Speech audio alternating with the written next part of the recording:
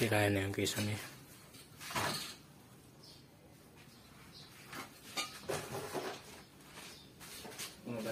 Hello guys, nakalatag na yung ano.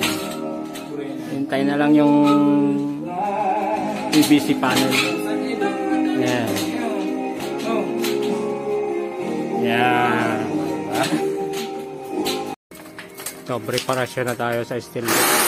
Nilalagay na tayo ng steel deck.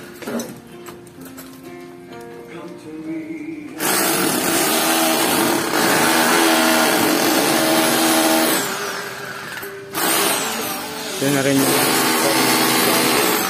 para pang siding sa ilalim. Ayan na yung finish flooring dyan. Ayan, finish flooring yan.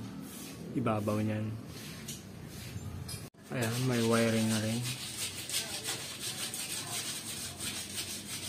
Yung kuha na lang hinihintay niyan. PVC.